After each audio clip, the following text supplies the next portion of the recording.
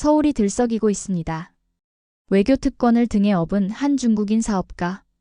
단 6개월 만에 서울 한복판 이태원 땅을 8곳이나 매입했습니다. 대사관 명의로 세금 한 푼 내지 않았고 허가도 신고도 필요 없었습니다. 과연 정부는 정말 아무것도 모르고 있었던 걸까요? 지금부터 그 비밀스런 이야기를 시작합니다. 여기서 잠깐 좋아요와 구독 버튼 눌러주는 센스. 저는 서울 이태원 골목길 창가에 앉아 커피를 마시며 거리를 바라봤습니다. 이제 68세, 미국 CIA에서 30년을 보내고 은퇴한 후 서울에 정착한 지 5년째입니다. 사람들은 왜 한국이냐고 묻죠. 대답은 간단합니다. 이 나라의 질서와 문화가 마음에 들었어요. 그리고 은퇴한 정보요원에게 적당한 소음과 적당한 고요함이 공존하는 이태원만큼 좋은 곳이 없었습니다. 창밖으로 검은색 벤츠가 서서히 지나갔습니다. 차량 뒷좌석에 앉은 남자의 실루엣이 눈에 들어왔어요. 왕웨이, 최근 이태원에서 가장 활발하게 움직이는 중국계 사업가입니다. 처음엔 그저 부유한 외국인 투자자 정도로만 생각했죠. 하지만 직업병이라 할까요? 뭔가 이상한 점을 발견하기 시작했습니다. 레이놀즈 씨, 오늘도 감시 중이신가요? 카페 주인 박수민이 장난스럽게 물으며 커피를 리필해 주었습니다. 감시라니요? 그냥 오래된 습관일 뿐이죠. 그런데 저 건물 또 팔렸다면서요? 수민은 고개를 끄덕였습니다. 네, 지난주에요. 이상하게도 중국 대사관 명의로 샀다고 하더라고요. 이게 벌써 6개월 동안 8번째입니다. 이태원 중심가에서 불과 200m 반경 내에 중국 대사관 명의로 매입된 부동산이 너무 많아졌어요. 표면적으로는 모두 합법적이었습니다. 외교 특권에 따라 취득세 면제, 각종 허가 절차 간소화 혜택까지 받고 있었죠. 저녁이 되자 저는 평소처럼 동네 산책을 나섰습니다. 왕웨이가 최근 매입한 건물 앞을 지나는데 주차장에서 번호판 없는 검은 밴이 빠져나오는 모습이 보였어요.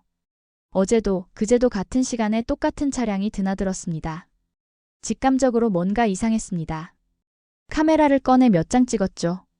사진 찍는 취미가 있다고 동네 사람들에게 알려뒀으니 의심받지 않을 겁니다. 집에 돌아와 사진을 확인하는데 밴에서 내리는 사람들 모두 똑같은 검은색 점퍼를 입고 있었어요. 대사관 직원이라기엔 뭔가 딱딱한 군인 같은 분위기였습니다. 다음 날 아침 오랜 친구이자 전직 외교부 차관보였던 최은기를 만났습니다. 한국에 정착하는데 큰 도움을 준 멘토죠. 존, 너무 예민하게 생각하는 거 아닐까? 최은기는 내 이야기를 듣고 웃으며 말했습니다. 예민함이 30년 동안 저를 살아남게 했어요. 은기 씨, 이거 정상적인 부동산 투자가 아닙니다. 미국이었다면 이건 정보전의 시작점으로 볼 수 있어요. 최은기는 커피를 천천히 마시며 생각에 잠겼습니다. 증거는 있나? 아직은 없죠. 하지만 찾을 겁니다. 일주일 동안 매일 밤 감시를 했습니다. 오래된 습관이 되살아났어요. 건물에 드나드는 차량을 기록하고 시간대별로 활동 패턴을 분석했죠. 분명 대사관 업무와는 관계없는 활동이었습니다. 밤 11시부터 새벽 2시 사이에 가장 활발했고 주말에는 더 많은 차량이 드나들었어요. 어느 날 밤 용기를 내어 건물 뒤편으로 접근했습니다. 경비원은 보이지 않았어요. 1층 창문으로 들여다보니 컴퓨터 장비들이 빼곡히 늘어서 있었습니다. 외교 업무용이라기엔 너무 많은 서버였죠. 사진을 더 찍으려는 순간 갑자기 뒤에서 발소리가 들렸어요. 여기서 뭐 하시는 거죠? 돌아보니 왕웨이의 경호원으로 보이는 남자가 서 있었습니다. 침착하게 대응했어요. 미안합니다. 사진작가라 야경 촬영 중이었어요. 이 건물 구조가 멋져서요. 그는 의심스러운 눈빛으로 저를 바라봤지만 곧 돌아가라는 손짓을 했습니다. 천천히 걸어 나오며 속으로 생각했죠. 왜 한국 정부는 이런 수상한 활동에 아무런 조치도 취하지 않는 걸까? 집에 돌아와 노트북을 펼치고 기록을 정리했습니다. 그동안 모은 사진, 시간대별 차량 출입 기록, 건물 내부 모습까지. 미국이었다면 이미 FBI가 수사에 착수했을 사안이었어요. 하지만 서울은 너무 조용했습니다. 마치 아무 일도 없다는 듯이요. 다음 날 저는 서울시청으로 향했습니다. 무언가 공식적인 방법으로 확인해야 했어요. 그곳에서 만난 사무관이 바로 김소연이었습니다. 처음 만난 순간 그녀의 단호한 눈빛이 인상적이었죠. 어쩌면 그녀를 통해 이 미스터리를 풀 수 있을지도 모른다는 생각이 들었습니다. 서울시청에서 만난 김소연 사무관은 처음엔 경계하는 눈빛이었습니다. 전직 CIA 요원이라는 제 소개에 의아해하는 표정이 역력했죠. 레이놀즈 씨, 정확히 무엇이 궁금하신가요? 이태원 지역의 중국 대사관명의 부동산 매입에 관한 정보입니다. 최근 6개월간 8건의 매입이 있었어요. 이게 정상적인 외교 활동으로 보이진 않습니다. 김소연은 모니터를 들여다보며 키보드를 두드렸습니다. 잠시 후 공식적으로는 모든 거래가 합법적이라고 알려주었어요. 하지만 그녀의 눈빛은 다른 메시지를 전하고 있었습니다. 뭔가를 숨기고 있다는 느낌이 들었죠. 시청을 나온 후 며칠간 조사를 계속했습니다. 이태원 주변 상인들과 대화하며 정보를 모았어요. 세탁소 주인 김할머니는 그 중국인들이 건물만 사고 실제로는 아무도 살지 않는다고 했습니다. 24시간 편의점 직원 이수진은 밤에만 젊은 남자들이 드나든다고 증언했죠. 어느 날 밤 왕웨이가 소유한 건물을 감시하고 있었어요. 11시 30분 검은 차량 3대가 도착했습니다. 차에서 내린 사람들은 모두 비슷한 복장이었어요. 군인 같은 체격의 검은색 점퍼, 그리고 모두 같은 모델의 가방을 들고 있었죠. 사진을 여러 장 찍었는데 갑자기 한 명이 제 방향을 쳐다봤습니다. 발각됐다는 느낌에 서둘러 자리를 피했어요. 2명이 제 쪽으로 오는 것을 보고 골목길로 빠져 그들을 따돌렸습니다. 집에 돌아와 사진을 분석했어요. 그들이 든 가방에는 작은 로고가 있었습니다. 확대해보니 중국 인민의 반군 산하 조직의 상징이었어요. 이건 단순한 외교 활동이 아닌 군사정보 수집의 징후였습니다. 다음 날 최은기를 만났어요. 사진들을 보여주며 설명했습니다. 은기 씨, 이거 정말 심각합니다. 중국이 이태원에서 정보 수집 기지를 만들고 있는 것 같아요. 최은기는 사진을 자세히 보더니 한숨을 내쉬었습니다. 존, 너무 깊이 관여하지 않는 게 좋겠어. 이건 위험할 수 있어. 그럼 한국 정부는 정말 아무것도 모르고 있는 겁니까? 이런 명백한 침투 활동을 그냥 두고 보겠다는 건가요? 최은기는 오랫동안 말이 없다가 조용히 말했어요. 누가 모른다고 했지? 그의 말에 전율이 느껴졌습니다. 한국 정부는 알고 있다는 거죠. 그렇다면 왜 조치를 취하지 않는 걸까요? 그럼 왜 가만히 있는 겁니까? 미국이었다면 벌써 이 건물들을 수색하고 관련자들을 체포했을 거예요. 최은기는 씁쓸하게 웃었습니다. 그것이 바로 미국과 한국의 차이지. 우리는 소리 지르며 싸우지 않아. 조용히, 그러나 철저하게 대응하는 법을 알고 있어. 다음 날 저는 김소연 사무관과 카페에서 따로 만났어요. 제가 모은 증거들을 보여주자 그녀는 의미심장한 미소를 지었습니다. 레이놀즈 씨, 모든 것이 보이는 그대로는 아니라는 점 기억해 두세요. 그녀의 말에서 확신이 느껴졌어요. 한국은 무대응인 것처럼 보이지만 물밑에서는 무언가가 진행되고 있다는 겁니다. 저는 미국식과 한국식 대응의 차이를 생각하며 집으로 향했습니다. 분명 큰 그림이 있을 거예요. 그리고 저는 그것을 밝혀낼 결심을 했습니다. 며칠이 지난 후 김소연 사무관에게서 연락이 왔습니다. 저는 의아했죠. 그녀가 먼저 연락해온 건 처음이었으니까요. 우리는 서울시청 근처 작은 커피숍에서 만났습니다. 김소연은 평소보다 긴장된 모습이었어요. 왕웨이가 건축허가 신청서를 제출했어요. 이태원에 있는 부지 중 가장 큰 곳에 5층짜리 건물을 짓겠다는 계획이죠. 김소연은 가방에서 서류 하나를 꺼냈어요. 왕웨이의 건축허가 신청서 사본이었습니다. 도면을 보니 정말 이상했어요.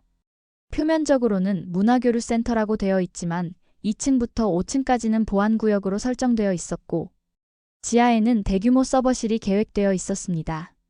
일반 문화센터라기엔 전파 차단 시설까지 있어 전형적인 정보 수집 기지의 특징이었죠. 어떻게 하실 계획인가요? 제가 물었습니다. 김소연은 결연한 표정으로 대답했어요. 서류가 미비하다는 이유로 반려할 거예요. 이런 용도의 건물은 이태원 상업지구 도시계획에 맞지 않아요. 게다가 안전기준도 미달이고요. 저는 그녀의 용기에 감탄했습니다. 왕웨이 같은 인물을 상대로 정면으로 맞서는 건 쉬운 결정이 아니었으니까요. 하지만 김소연은 단호했습니다. 제 직무를 다할 뿐이에요. 서울시 공무원으로서 그리고 대한민국 국민으로서요. 일주일 후 뉴스를 통해 왕웨이의 건축허가 신청이 반려됐다는 소식을 들었습니다. 공식적인 이유는 서류 미비와 안전기준 미달이었어요. 김소연의 계획대로였죠. 하지만 왕웨이의 반응이 걱정됐습니다. 그는 쉽게 물러설 인물이 아니었으니까요. 예상대로 다음날 왕웨이 측에서 김소연에게 연락이 왔다고 합니다. 비서를 통해 사적인 자리에서 만남을 요청했다는 거였어요. 저는 그녀의 안전이 걱정됐지만 김소연은 담담하게 말했습니다. 제가 피한다고 해결될 문제가 아니잖아요. 만남은 이태원의 한 고급 레스토랑에서 이루어졌습니다. 저는 멀리서 지켜보기로 했어요. 왕웨이 본인은 오지 않고 키가 크고 날카로운 인상의 중국인 비서만 나타났습니다. 30분 정도 지났을 때 비서가 봉투를 건네려 했고 김소연은 단호하게 거부했어요. 자리에서 일어나는 김소연의 팔을 비서가 잡았을 때 그녀가 분명한 목소리로 말하는 게 들렸습니다. 여긴 당신 나라가 아닙니다. 대한민국입니다. 다음 날 김소연에게 연락해 어젯밤 무슨 일이 있었는지 물었습니다. 그녀는 왕웨이 측에서 건축허가를 통과시켜주면 감사의 표시를 하겠다고 했다고 말했어요. 거절하자 해외 연수 기회, 승진 보장 같은 제안을 했고 마지막에는 외교적 문제로 비화될 수 있다며 위협까지 했다고 합니다. 두렵지 않으세요? 제가 물었어요. 물론 두렵죠. 하지만 제가 물러서면 그들은 더 큰 욕심을 낼 거예요. 지금 멈추지 않으면 나중에는 더 많은 것을 빼앗길 수도 있습니다. 김소연은 왕웨이의 협박에도 불구하고 건축허가 반려 결정을 유지했습니다. 며칠 후 왕웨이 측에서 재심사를 요청했다는 소식이 들렸어요. 하지만 이번에는 더 많은 사람들이 관심을 갖기 시작했습니다. 이태원 주민들, 시민단체, 심지어 언론까지요. 최은기에게 전화해 상황을 알렸더니 그가 흥미로운 정보를 하나 알려주었어요. 국토부, 서울시, 외교부, 국정원이 비공식 TF를 구성했다더군. 이 문제를 다루기 위해서 말이야. 정말인가요? 그래. 김소연 사무관의 대응은 개인적인 것이 아니었어. 조용하지만 체계적인 대응의 일부였지.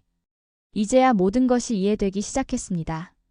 한국은 겉으로는 조용했지만 물밑에서는 철저하게 준비하고 있었던 거예요. 미국식 접근법과는 달랐지만 어쩌면 더 효과적일지도 모른다는 생각이 들었습니다. 최은기가 언급한 비공식 TF팀에 대한 이야기가 계속 머릿속을 맴돌았습니다. 마음 한편으로는 분노가 일었어요. 한국 정부가 이 모든 상황을 알고 있으면서 왜 즉각적인 조치를 취하지 않는지 이해할 수 없었죠. 존경하는 최은기에게조차 솔직한 감정을 숨기지 못했습니다. 은기 씨, 한국 정부는 왜 가만히 있는 거죠? 중국이 서울 한복판에서 정보기지를 운영하려는데 이걸 그냥 두고 보다니요? 우리는 한강변을 걷고 있었어요. 최은기는 잠시 강을 바라보더니 천천히 말을 이어갔습니다. 존, 당신은 아직도 미국식 사고방식으로 판단하고 있어. 우린 소리 안 질러. 대신 정밀하게, 철저하게 움직이지. 그의 말투는 조용했지만 확신에 차 있었어요. 저는 그의 말에 의구심이 들었습니다. 그게 무슨 의미인가요? 중국이 한국 영토에서 불법 활동을 하는데 그냥 두겠다는 건가요? 최은기는 고개를 저었어요. 그런 게 아니야. 한국의 방식을 이해하려면 우리 역사를 알아야 해. 우리는 수천 년 동안 강대국 사이에서 살아남았어. 그 비결은 정면 충돌보다는 지혜와 전략이었지. 최은기는 벤치에 앉자고 제안했습니다. 저는 아직도 불만이 가득했지만 따랐어요. 그는 주머니에서 담배를 꺼내 물었지만 불을 붙이진 않았어요. 오랜 습관이었죠. 왕웨이의 활동은 처음부터 감시 대상이었어. 국토부, 서울시, 외교부, 국정원이 비공식 TF로 모든 움직임을 추적해왔지. 김소연 사무관의 행동도 그 계획의 일부야. 저는 놀라움을 감출 수 없었습니다. 그동안 제가 발견한 모든 것을 이미 한국 정부가 알고 있었다는 사실이 믿기지 않았어요. 그럼 왜 김소연 사무관은 저에게 도움을 요청한 거죠? 그건 도움이 아니라 정보 공유야. 당신이 수집한 정보는 우리에게도 가치가 있어. 더 중요한 건 당신의 존재가 왕웨이를 압박하는 또 다른 요소가 된다는 거지. 미국 정보기관 출신이 관심을 보이면 그들도 긴장할 수밖에 없으니까. 이제야 모든 상황이 이해되기 시작했습니다. 한국은 조용히 움직이고 있었지만 그 전략은 치밀했어요. 전면적인 충돌 대신 법적, 행정적 절차를 통해 왕웨이를 압박하고 있었던 겁니다. 그런데 왜 이런 중요한 사실을 지금까지 숨기셨어요? 최은기는 담배를 도로 주머니에 넣으며 미소 지었습니다. 말했잖아. 우린 소리 안 질러. 당신이 직접 깨닫길 기다렸던 거야. 다음 날 저는 김소연을 다시 만났습니다. 이번에는 제가 먼저 연락했어요. 그녀는 바쁜 일정 속에서도 짧은 시간을 내주었습니다. 비공식 TF에 대해 알게 됐어요.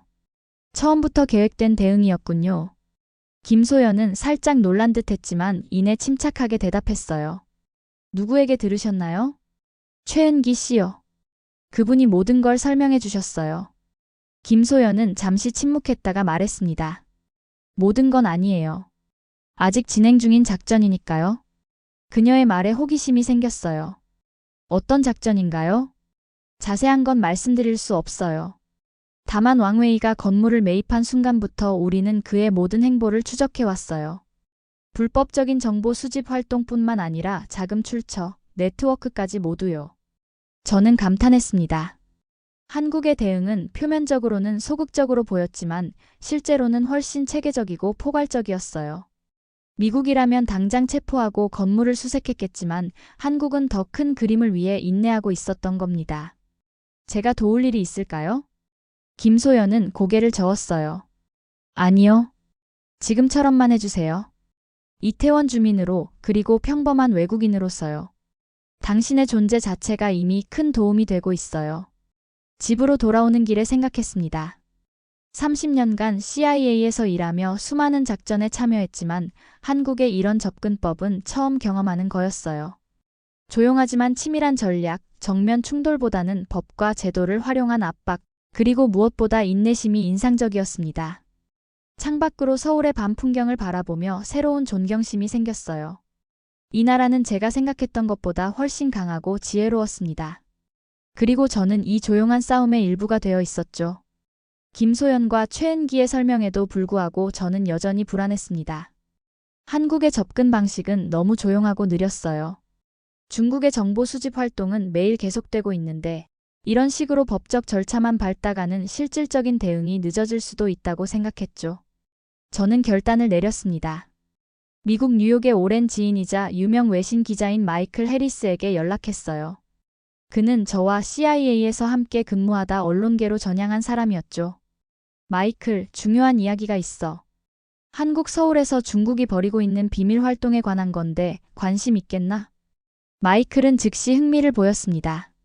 제가 수집한 모든 증거와 정보를 정리해 보냈어요. 사진, 건축계획서 사본, 왕웨이의 활동 기록까지 모두요. 물론 김소연이나 한국 정부의 비공식 TF에 관한 내용은 제외했습니다. 그들을 위험에 빠뜨리고 싶지 않았거든요. 마이클은 일주일 후 기사를 게재했습니다. 헤드라인은 자극적이었어요. 중국, 서울 심장부의 첩보기지 건설 시도. 기사는 큰 반향을 일으켰습니다. 미국 주요 언론들이 앞다투어 이 소식을 다뤘고 국제사회의 이목이 서울 이태원으로 쏠렸어요. 저는 한편으로는 만족스러웠지만 다른 한편으로는 걱정됐습니다. 한국 정부의 대응은 어떨지, 특히 김소연과 최은기는 어떤 반응을 보일지 불안했어요. 예상대로 그날 오후 최은기에게서 전화가 왔습니다. 그의 목소리는 평소보다 무거웠어요. 존, 내가 말했잖아. 우리는 소리 지르지 않는다고. 왜 외신에 이 이야기를 흘린 거지? 은기 씨, 미안해요. 하지만 이건 중요한 안보 문제입니다. 국제적 압력이 있어야 중국도 물러설 거예요. 그게 항상 최선은 아니야. 이제 외교적 문제가 복잡해졌어. 최은기의 말에 죄책감이 들었지만 여전히 제 결정이 옳았다고 믿었습니다.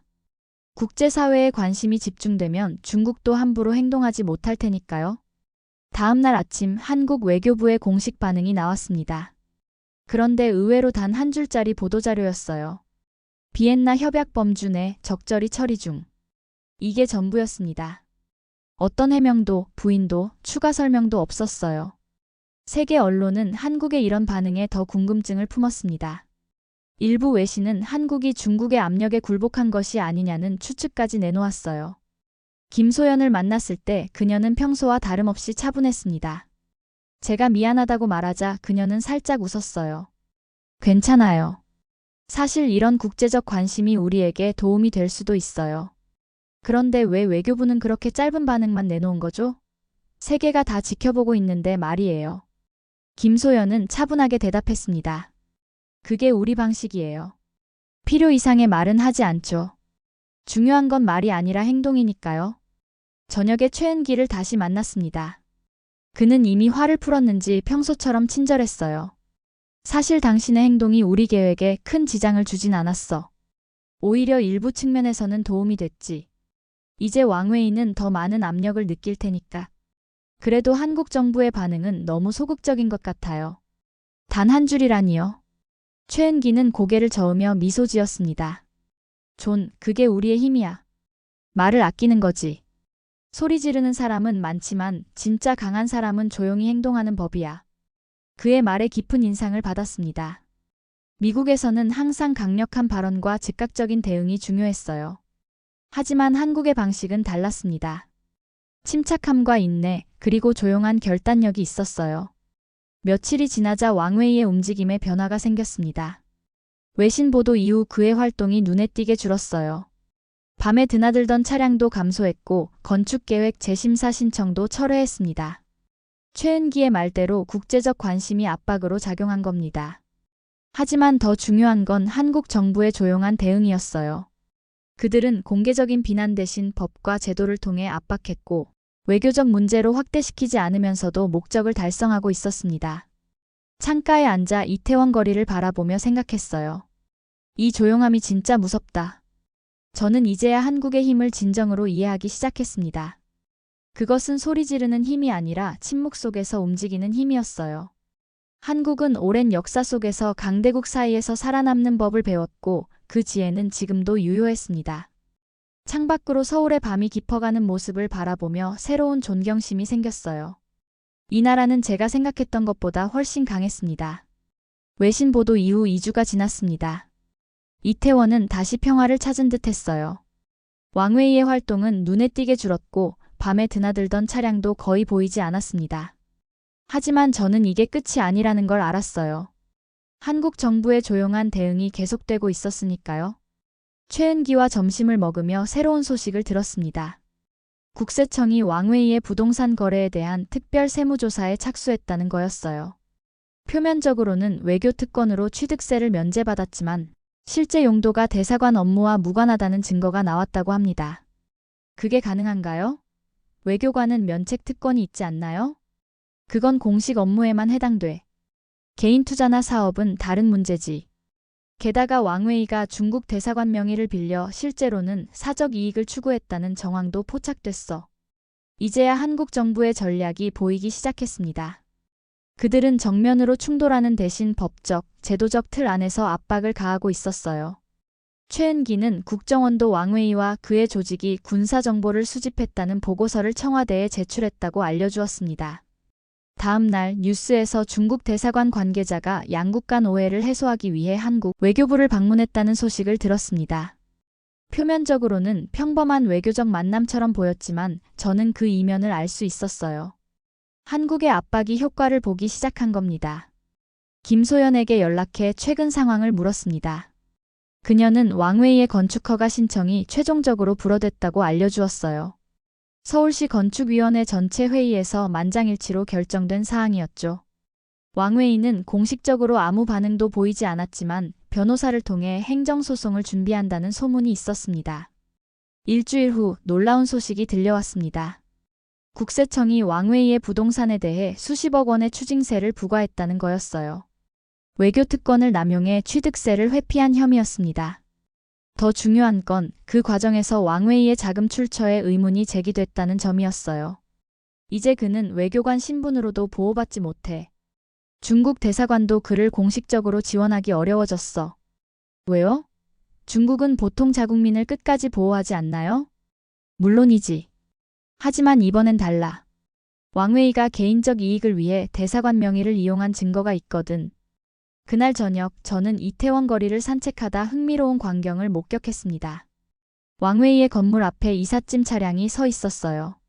직원들이 서둘러 물건들을 실어내고 있었죠. 마치 도망치듯 서두르는 모습이었습니다.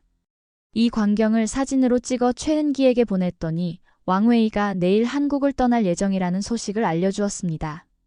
자진 출국이라고 하지만 사실상 추방이나 다름없는 상황이었어요. 다음 날 아침 뉴스에서는 왕웨이의 출국을 간략하게 보도했습니다. 중국 사업가, 개인 사정으로 귀국이라는 짧은 내용이었어요. 화려한 선전도 승리의 외침도 없었습니다. 그저 조용히 그러나 완벽하게 문제를 해결한 것이죠. 저는 인천공항으로 가 직접 확인하고 싶었습니다. 멀리서 왕웨이가 경호원들과 함께 공항으로 들어가는 모습을 볼 수 있었어요.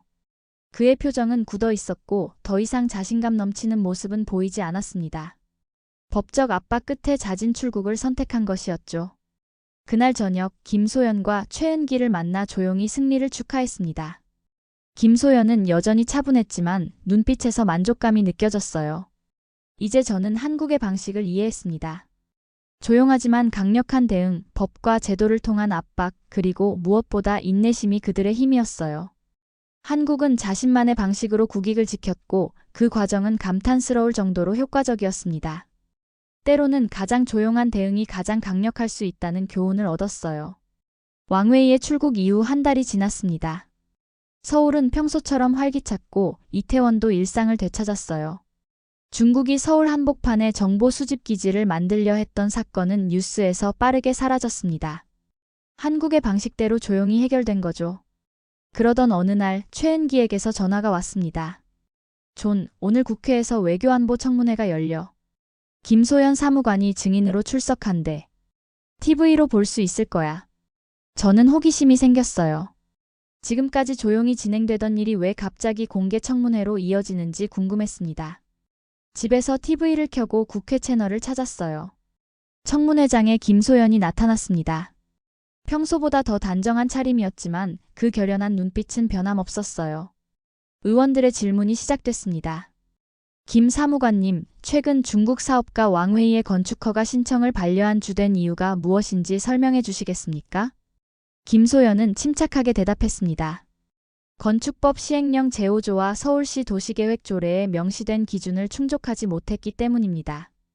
특히 안전기준과 용도 적합성에 문제가 있었습니다. 또 다른 의원이 질문했어요.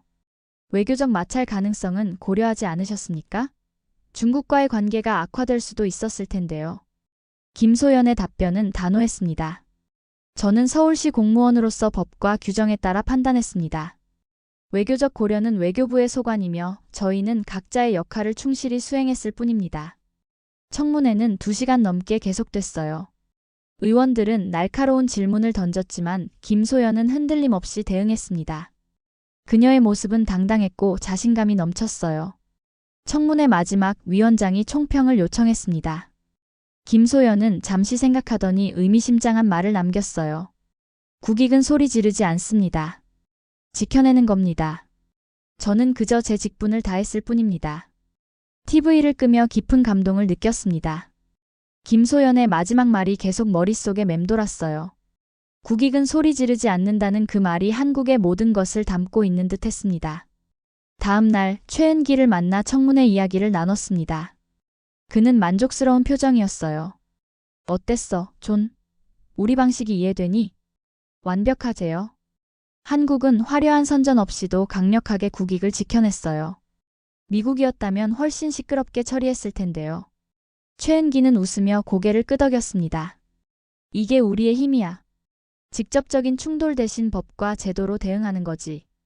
왕웨이는 처음부터 끝까지 이해하지 못했을 거야. 그날 오후 저는 이태원 거리를 산책했습니다. 왕웨이가 매입했던 건물들은 이제 다시 매물로 나와 있었어요. 서울시가 법적 절차를 통해 소유권 이전을 진행 중이라고 했습니다.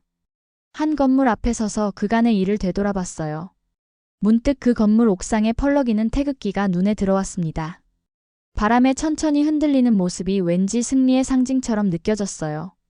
왕웨이가 떠난 자리에 대한민국의 상징이 당당히 자리 잡은 모습이었습니다. 저는 그 순간을 사진으로 담았어요. 떠나는 왕웨이의 뒷모습은 보지 못했지만 그를 물리친 나라의 상징을 담은 것이죠. 이 사진 한 장이 모든 이야기를 담고 있는 듯 했습니다. 집으로 돌아오는 길에 김소연에게서 문자가 왔어요. 레이놀즈 씨, 도움 주셔서 감사합니다. 덕분에 더 강한 한국이 되었습니다. 저는 웃으며 답장을 보냈습니다. 제가 도운 게 아니라 배웠습니다. 한국의 방식 정말 인상적이었어요. 창밖으로 서울의 야경이 펼쳐졌습니다. 빛나는 도시의 모습이 더욱 강하게 느껴졌어요. 이 나라는 겉으로 보이는 것보다 훨씬 깊은 힘을 가지고 있었습니다. 강대국 사이에서 오랜 세월 살아남으며 키워온 지혜와 인내, 그리고 결연한 의지가 있었어요. 노트북을 열고 제 경험을 기록하기 시작했습니다. 미국에 있는 동료들에게 들려주고 싶은 이야기였어요. 한국이 어떻게 중국의 도전을 조용히, 그러나 완벽하게 물리쳤는지 말이죠. 제목을 생각했습니다. 조용한 승리, 한국의 방식. 이 경험은 제 인생에서 가장 값진 교훈 중 하나가 되었어요. 때로는 소리 지르는 것보다 조용히 행동하는 것이 더 강력할 수 있다는 사실을 배웠습니다. 한국은 자신만의 방식으로 세계에 그 힘을 보여주었고, 저는 그 역사적인 순간의 증인이 되었어요. 왕웨이 사건이 마무리된 지 석 달이 지났습니다. 서울의 가을은 아름다웠어요. 남산 정상에 올라 도시 전체를 바라보며 그간의 경험을 되돌아봤습니다. 한국이라는 나라에 대한 제 인식이 완전히 바뀌었어요. 저는 노트북을 꺼내 마지막 글을 적었습니다. 미국의 주요 외교 전문지에 기고할 내용이었어요. 이번엔 폭로성 기사가 아닌 한국의 독특한 국가방어 전략에 관한 분석이었습니다. 한국은 힘으로 막지 않았다. 법으로, 원칙으로 조용히 해냈다. 첫 문장을 적으며 생각했어요. 한국의 접근법은 미국과 너무 달랐습니다. 미국이라면 즉각적인 대응과 강력한 제재, 그리고 화려한 선전으로 승리를 자축했을 거예요. 하지만 한국은 달랐죠. 미국도 못한 걸 한국은 해냈다. 이 문장에 진심을 담았습니다. CIA에서 30년간 근무하며 여러 국가의 대응 방식을 봐왔지만 한국만큼 효과적이면서도 품격 있게 국익을 지켜낸 사례는 드물었어요. 그들은 충돌 없이, 외교적 마찰 없이, 그리고 무엇보다 원칙을 지키며 승리했습니다. 남산에서 내려와 이태원으로 향했어요. 이제 왕웨이의 건물들은 모두 새 주인을 찾았습니다. 그중 한 건물은 청년 창업 지원센터로 변모했고, 또 다른 건물은 문화예술 공간이 되었어요. 중국의 정보 수집 기지가 될 뻔했던 공간이 한국의 미래를 위한 장소로 탈바꿈한 것이죠. 최은기를 만나 식사하며 그간의 소회를 나눴습니다. 그는 여전히 여유로웠어요. 존, 한국에 대해 어떤 생각이 들어? 이 나라는 조용하지만 진짜 강하다고 생각해요. 겉으로 드러나는 힘이 아니라 내면의 원칙과 전략, 그리고 인내심에서 나오는 힘이죠. 최은기는 만족스럽게 미소 지었습니다. 그걸 이해한 외국인은 많지 않아. 대부분은 우리가 강대국 사이에서 휘둘리는 작은 나라라고만 생각하지. 다음 날 김소연을 마지막으로 만났습니다. 그녀는 이제 서울시 국제협력과 과장으로 승진해 있었어요. 왕웨이 사건을 성공적으로 해결한 공로를 인정받은 거죠. 앞으로의 계획은 무엇인가요? 제가 물었습니다. 김소연은 자신감 있게 대답했어요. 더 많은 도전이 있겠죠. 하지만 우리는 항상 준비되어 있습니다. 국익을 지키는 일에는 타협이 없으니까요. 그녀의 눈빛에서 한국의 미래가 보였습니다. 조용하지만 강인한, 타협하지 않지만 현명한 나라의 모습이었어요. 저는 곧 미국으로 돌아갈 예정이었습니다. 딸이 출산을 앞두고 있어 잠시 귀국하기로 했거든요. 하지만 한국을 떠나고 싶지는 않았어요. 이곳은 제 제2의 고향이 되었으니까요. 마지막으로 한강변을 거닐며 서울의 야경을 감상했습니다. 강 건너 빛나는 도시의 모습이 마치 한국의 정신을 상징하는 것 같았어요. 겉으로는 조용하지만 내면에는 강인한 빛이 흐르는 모습이었죠. 노트북을 열고 기고문의 마지막 문장을 완성했습니다. 한국은 나에게 새로운 교훈을 주었다. 진정한 강함은 소리 높여 외치는 것이 아니라 원칙을 지키며 묵묵히 나아가는 것에 있다는 사실을. 이 나라는 겉으로는 조용하지만 그 어떤 나라보다 강하다. 글을 마무리하며 마음이 편안해졌어요. 제가 경험한 이 이야기가 많은 사람들에게 한국의 진정한 모습을 알리는 계기가 되길 바랐습니다.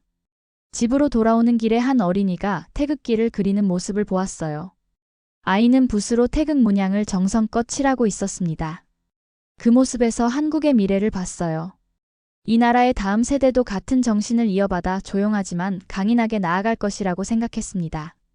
서울의 마지막 밤, 창밖으로 보이는 도시를 바라보며 생각했어요. 한국, 이 조용한 강국의 이야기를 전 세계가 알아야 해.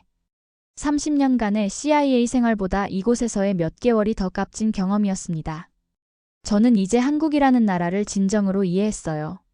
그리고 그 이해는 존경으로 이어졌습니다. 가방을 싸며 최은기가 준 작은 태극기를 조심스럽게 넣었어요. 그것은 단순한 기념품이 아니라 제가 배운 교훈의 상징이었습니다. 조용하지만 강인한 나라, 한국의 정신이 담긴 작은 깃발이었어요. 미국으로 돌아가면 더 많은 사람들에게 이 이야기를 전할 것입니다. 한국이 중국의 도전을 어떻게 물리쳤는지, 그리고 그 과정에서 보여준 품격과 원칙에 대해서요. 이제 저는 한국의 진정한 팬이 되었습니다. 이 나라는 조용하지만 진짜 강합니다. 오늘의 사연은 어떠셨나요? 이번 영상을 어떻게 생각하시는지 댓글로 의견을 남겨주시고 좋아요를 눌러주세요. 다음에도 더 흥미진진한 사연으로 찾아뵙겠습니다. 여러분의 사연 제작소 감동 나누기였습니다. 감사합니다.